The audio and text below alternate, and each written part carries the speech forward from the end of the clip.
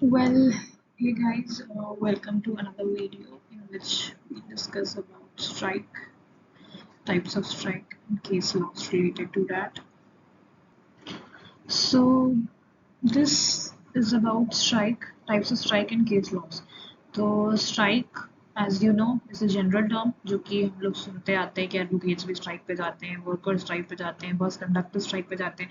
ऐसा कई बार आप लोग के साथ भी हुआ होगा कि मतलब आपको स्कूल जाना है और ऑल ऑफ अ सडन आपको पता चल रहा है कि दिन आपकी बस की स्ट्राइक है या उसी दिन पता चल रहा है and you have to manage somehow to reach your school or you have to miss your school and what not methods we tried to reach the school. ये सब चीज़ें होती हैं.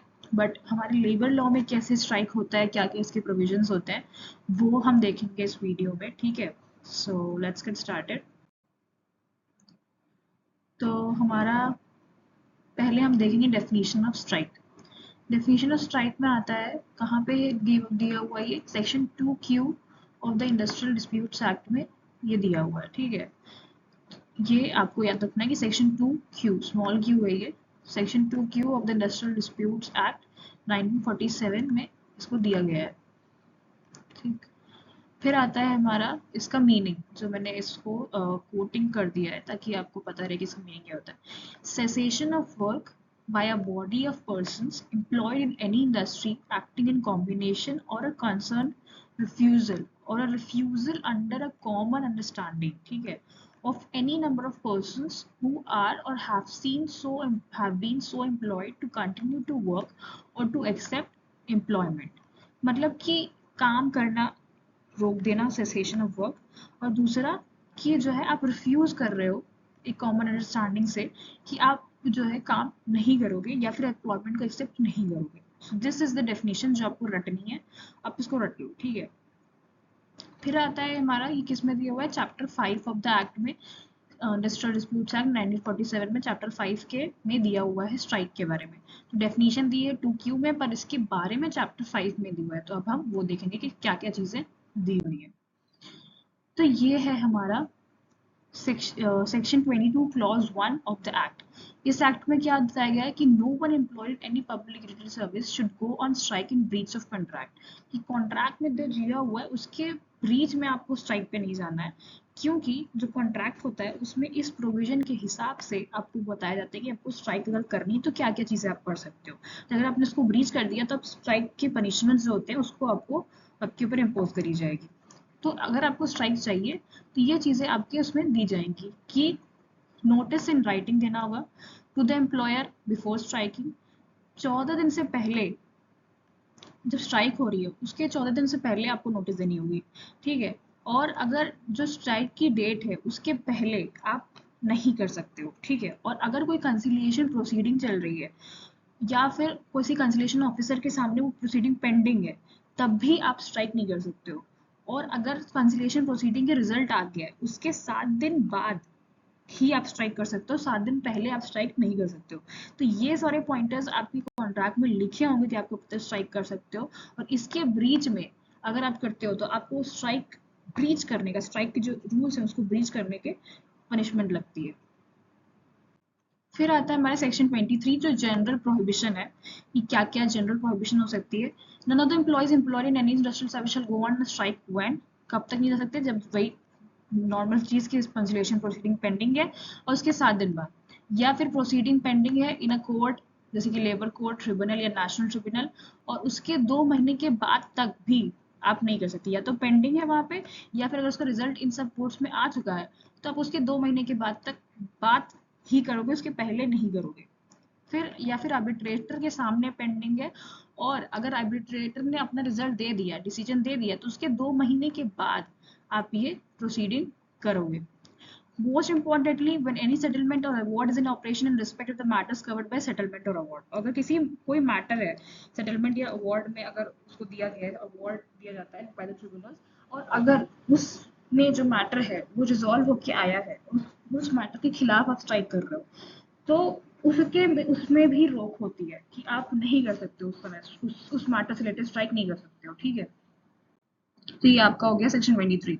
फिर हम देखते हैं सेक्शन 24 जिसमें इलीगल स्ट्राइक के बारे में दिया हुआ है, और सेक्शन 25 है कि कोई भी फंडिंग नहीं देगा to the illegal strikes knowingly. अगर आपको पता है, यहाँ पे मोस्ट इंपॉर्टेंट पॉइंट प्रूव करना होता है कि आपको नोइंगली ये काम कर रहा था वो आदमी, ठीक है।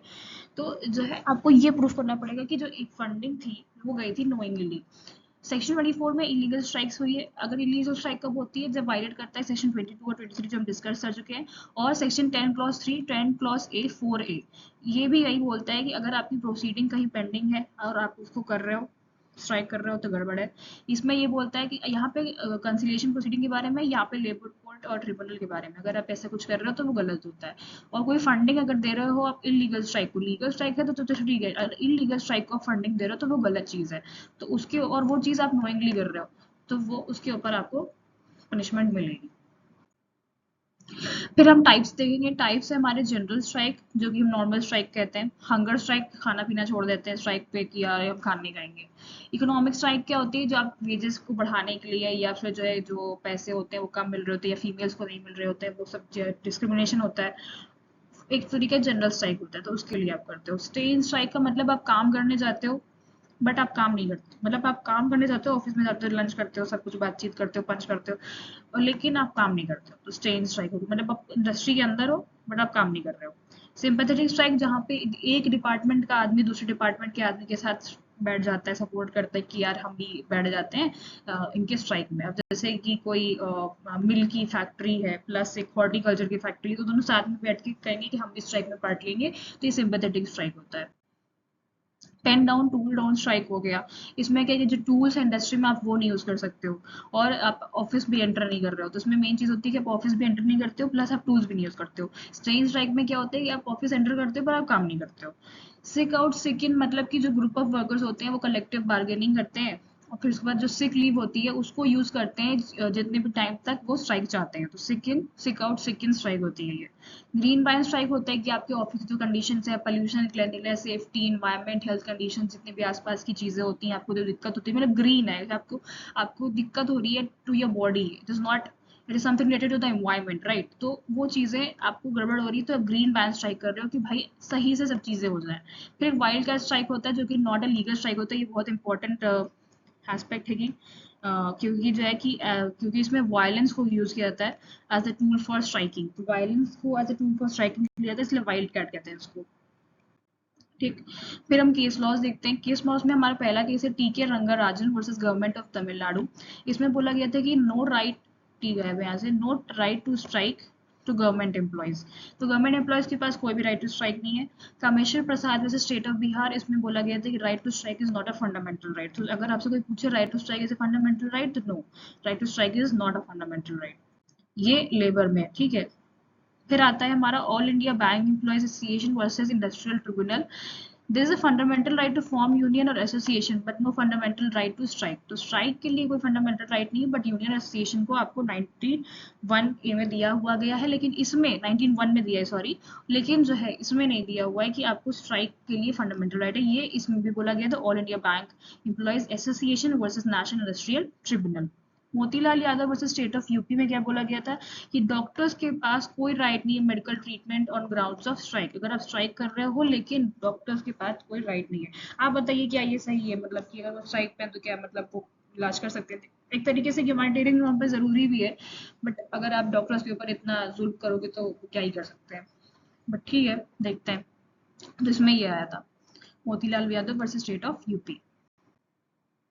So yeah, thank you guys. That's it for the video. I hope you do not give up on whatever you're dreaming, and do like, share and subscribe my channel, and if you're liking the content, and अगर आपको कोई भी video चाहिए आप बता सकते हो, या प्लीज सब्सक्राइब करवा दो, ठीक है। और फिर एंड आई होप जितने भी जुडिशरी के एस्पिरेंट्स हैं ऑल द बेस्ट, क्योंकि 3 साल का प्रैक्टिस आ गया है which I am not liking personally, but आप क्या कर सकते हैं, आ गया है, लेट्स होप कि स्टे आ जाए उस जजमेंट पे। And do tell me your views कि क्या आपका व्यू है ऑन दिस, ओके।